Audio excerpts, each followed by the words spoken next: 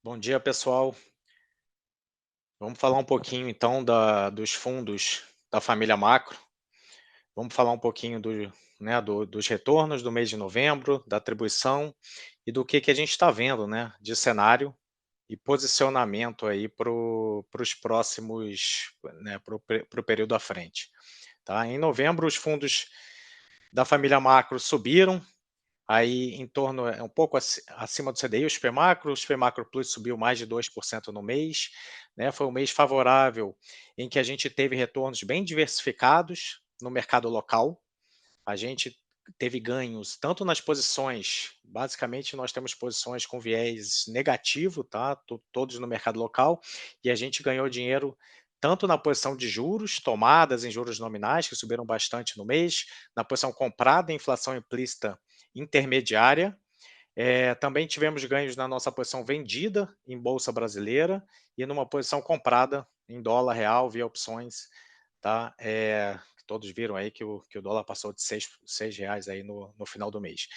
No mercado externo, a gente também teve ganhos, tá? Com uma posição comprada em bolsa americana, posição que a gente até aumentou após a eleição do Trump, e numa posição vendida em euro contra o dólar, tá? Do lado negativo, a gente teve pequenas perdas aí tomadas em juros longos americanos, que acabaram cedendo um pouquinho no final do mês, e na estratégia Equity Hedge. Tá? Vamos começar aqui falando um pouquinho do cenário.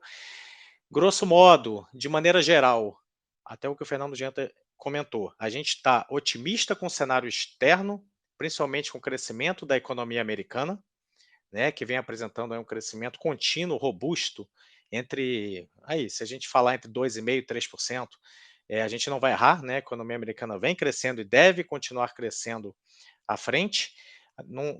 Enfim, a bolsa americana que já vinha apresentando uma excelente performance, né, ao longo do ano, subiu mais de 5%, se a gente falar do S&P no mês de novembro, se a gente for para a bolsa Russell, né, ela subiu mais de 10% agora no mês de novembro.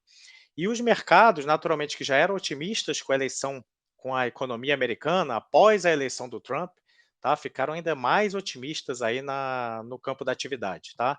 Então, se a gente olhar o que os mercados gostaram e projetam, né, com o Trump no governo, basicamente um estímulo à atividade via corte de impostos corporativos, principalmente, né, se ele já havia feito isso lá em 2016, ele promete novos cortes, tá? Além do que já foram feitos lá atrás, né, ele vai rolar o corte e fazer mais ainda, então os mercados gostam desse incentivo para o setor corporativo, desregulamentação. Então tem toda uma agenda positiva para mercados, principalmente bolsa, mas a gente não deve esquecer aí, né, dos riscos que devem vir na virada do ano, tá? Então, a gente está bem atento ali na virada, qual vai ser quais serão as tarifas, né, que o Trump poderá eventualmente implementar, principalmente em cima de China, né? Ele promete 60%, não sei se ele vai conseguir. Ele também promete um imposto global aí de 10% para todos. A gente não acha crível colocar esse 10% para todos os outros países, mas a gente tem que ficar atento tanto a tarifas quanto a políticas de imigração, porque são políticas inflacionárias. Tá? Então, se a gente está otimista com o crescimento e com bolsa americana, a gente também está mais cauteloso, né, com o ciclo de queda de juros, né, que o Fed vai continuar a fazer, principalmente por conta dessas políticas inflacionárias aí, potencialmente que ele deve fazer a partir do início do ano. Tá? Então, é, a gente ainda tem, que nem o Genta comentou, um cenário de queda de juros agora em dezembro. É um 25 que ele ainda acredita que tem espaço, ele está caminhando para o neutro, mas a gente não acredita que ele possa chegar lá, né, principalmente se o Trump colocar tarifas muito fortes no início do mandato. Então, depois dessa queda de 25 bases agora em dezembro, que ele vai jogar a taxa ali para um nível entre 4,25 e 4,5, a gente já acredita que em 25 tem grandes chances dele já pausar, começar a esquipar, e pode ser que ele tenha que parar acima do neutro, aí perto de 4%. Então é um cenário benigno, mas que a economia americana vai continuar com juros relativamente elevados. Tá? Então, para expressar esse cenário, a gente voltou a comprar a bolsa americana, né, principalmente após a eleição do Trump. Tá? Então a gente tem uma posição diversificada entre o S&P, um pouquinho de Nasdaq, o Russell, junto com uma posição tomada em juros americanos de curto e médio prazo. Tá? A gente também tem uma posição na parte longa, tá? Devido a riscos fiscais, né, que, enfim, qualquer governo teria, o Trump em especial, que serve, no nosso entender, essa posição tomada em juros. Qual o grande risco? Inflação, né, o Fed ter que voltar a subir juros eventualmente, então a posição tomada em juros também serve para redear os riscos aí inflacionários que poderiam afetar a bolsa americana no médio prazo, tá? Então, fora o excepcionalismo da economia americana, se a gente passa para a Europa, a gente falou de fraqueza, né? Fraqueza no crescimento, né? O Banco Central Europeu vai continuar cortando, então esse diferencial de crescimento, tá? A gente está expressando via uma venda de euro contra o dólar, tá? E a gente também adicionou uma venda da libra esterlina contra o dólar, né? Então o dólar é um cenário de dólar forte, né? Um cenário bom para a bolsa americana, de dólar forte, a gente expressa vendendo, tá, o euro e a libra, e também com relação à China, né, se lembrando, o Trump ele deve entrar numa guerra comercial novamente contra a China, elevar tarifas e tudo mais, uma economia chinesa que já não vem bem há um tempo, né, principalmente na parte imobiliária, então a gente também montou, via opções, uma venda de yuan, né, a moeda chinesa contra o dólar,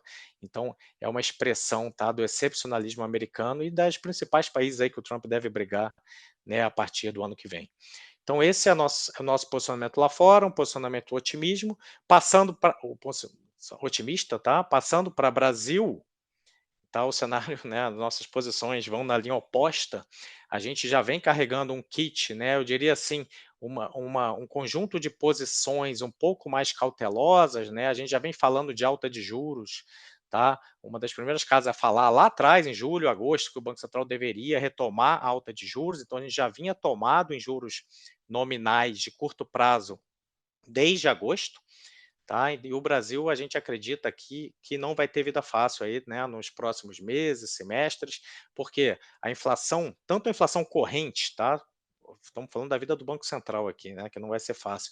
Tanto a inflação corrente, né, a gente viu aí uma inflação de alimentação, carnes, subindo muito agora no final do ano, né, a gente já projeta aí quase 10% de inflação de alimentação, quanto a inflação futura, né, expectativas, focos 25, 26, 27 estão subindo, tá? E para tornar a vida ainda mais complexa, né, a leitura que o mercado e que a gente também teve, né, é que esse pacote que foi divulgado agora não torna necessariamente sustentável a vida para frente, né? A dívida PIB vai continuar subindo, toda essa questão fiscal vai continuar em voga, tá, nos próximos meses. Então isso gera mais dificuldade na vida do Banco Central na medida que isso afeta, né, inflação futura, afeta câmbio e tudo mais. Então, naturalmente, a gente acredita que o Banco Central vai ter que acelerar, né, o ritmo agora na próxima reunião para 75 bases, poderia até dar 100, mas a gente acredita que ele deva dar 75 e prolongar o ciclo, tá? Então, as nossas posições no fundo XP Macro, Macro Plus e Família, né, vem expressando esse cenário de alta de juros. A gente estava tomado em juros nominais, né? A gente decidiu acrescentar aí no início do mês uma posição também comprada em inflação implícita intermediária, né, essas posições elas se combinam, né, porque a gente acredita que o Banco Central vai ter que subir bastante os juros. Mas caso ele não, né, que ele resolva parar, vamos supor que ele resolva parar num nível que não seja o suficiente, tá? 14%, que a gente acha que não é o suficiente para combater e convergir a inflação no longo prazo. Caso ele não entregue, né, isso vaza para outras variáveis, né, pode vazar para o câmbio e vai vazar para a inflação implícita, tá? Todos os prazos intermediários e longos devem acabar continuando a se elevar.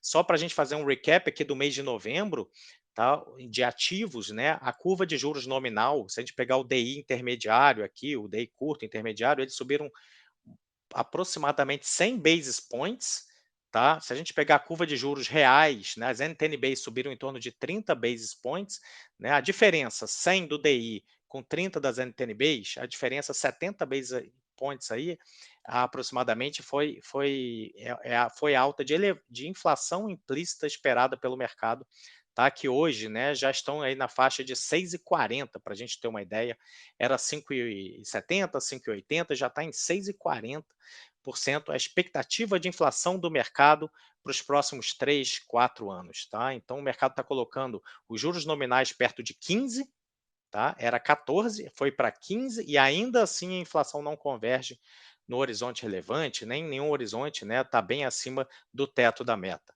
tá. Então, esse é o conjunto assim, preocupações que a gente tem, a inflação está alta, não converge, e a gente está expressando isso via posições tomadas de juros nominais e compradas em inflação implícita. Recentemente, né, como a Selic do mercado chegou perto de 15, a gente acredita até que possa ir além, mas como andou muito rápido de 14 para 15, a gente decidiu reduzir substancialmente aí a nossa posição tomada em juros nominais de curto prazo, mas a gente está mantendo a posição tomada em inflação implícita intermediária, tá? Que essa aí está em 6,30, 6,40, mas a gente acha que ainda pode se elevar mais se as discussões acerca do fiscal e tudo mais continuarem preocupantes, tá? Outras posições, né, que eu citei que a gente tem em Brasil, fora os juros, a gente também tem posição vendida em bolsa brasileira, né, basicamente juros muito elevados, né, acima de 14, que a gente acredita que devam chegar, né, não são favoráveis à bolsa, incerteza fiscal, juros longos, né, se a gente pegar as NTN-Bs longas, perto de 7% real, tudo isso não é um cenário favorável, a gente acredita para a bolsa, é difícil bater esse CDI, tá? Então a gente mantém uma posição aí que já viemos carregando há uns 2, 3 meses, vendido em bolsa, e adicionamos, né, uma posição comprada em dólar real aí no início do mês passado, né, trouxe retornos positivos, que a gente continua aí, também carregando, acreditando aí que se continuar esses desafios e toda essa discussão, o dólar, né, ele vai galgando novos patamares, né, o piso, se antigamente era 5,40, agora pode ser 5,80 e tudo mais, e a gente ainda acredita que a R$ 6, via estrutura de opções, a gente acha interessante continuar carregando. Isso é, em linhas gerais, aqui a nossa cabeça, tá, otimista lá fora, mais cauteloso com o Brasil e carregando portfólios expressando essas visões.